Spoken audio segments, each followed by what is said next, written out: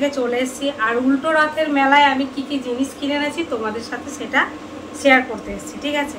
তো প্রথমেই দেখিয়ে দিচ্ছি, এই যে এটা কি পুতুল আর গাছ দিয়ে, এটা বেশ সুন্দর লাগছে। যখন কেনা হয়েছিল তখন এত ভালো লাগছিল না, তো এখন বেশি ভালো লাগছে। এক পিস গেল। আর এই ফুলটা আমার সোনার নাচের জন্য লাগবে, তাই সোনা কেটে এনে দিয়েছি। আর একটা এই যে এইটা সোনা এখানে দিয়ে মেকআপ টেকআপ করবে বলে কিনে দিয়েছি।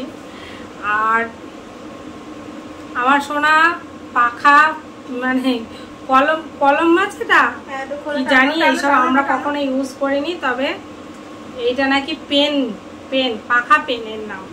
তো এইগুলো একটা কিনে দেওয়া হয়েছে সোনাকে। আর একটা ক্লিপ কিনে দিয়েছি সোনাকে। আর একটা মঙ্গল ঘট কিনেছি আমি বাড়ির জন্য, কেমন হয়েছে বলবে, ঠিক আছে। আর এই যে ব্যাগটা দেখছো, এটা আমার বোন কিনে দিয়েছে সোনাকে, ভালো হয়েছে না। আর আমি একটা কিনেছি এরকম একটা, এটা কি থাকে জানি না, বাট আমার দেখে খুব পছন্দ হয়েছে, তার জন্য আমি কিনেছি।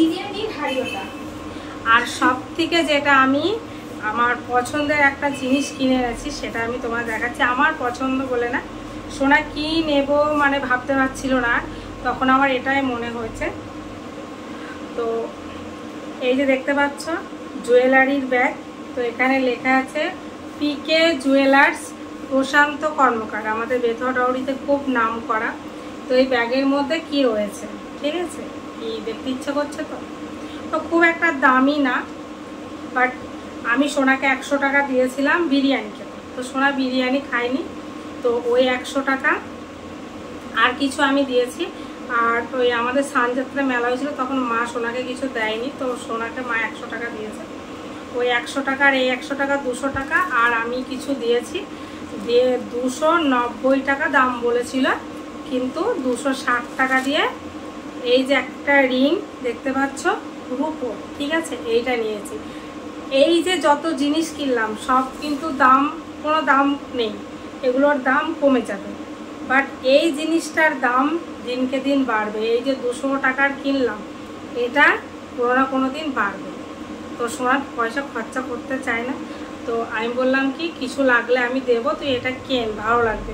কারণ সোনার আংটি পরে তো কোথাও যেতে পারবে না, কিন্তু আংটি পরা সোনার খুব শখ। তো দেখতে পাচ্ছ, দেখে মনে হচ্ছে যেন ডায়মন্ড, কি তাই না। তো দেখতেই পেলে আমি রথের মেলা থেকে কি কি কিনে নিয়ে এসেছি, তাতে আমার জায়গা হচ্ছে। সো গাইস, দেখতে পাচ্ছ আমি রথের মেলা থেকে কত কিছু কিনে নিয়ে চলে এসেছি। তো উল্টো রথের মেলাতে আমি এতগুলো জিনিস কিনে এনেছি, দেখতেই পেলে। তাহলে এই ব্লগটা আমি এখানে এন্ড করছি, আবার তোমার সাথে দেখা হচ্ছে নতুন একটা ফ্রেশ ব্লগের সাথে। তো সুস্থ থেকো, ভালো থেকো, আর অল টাইম স্মাইল করো। টাটা।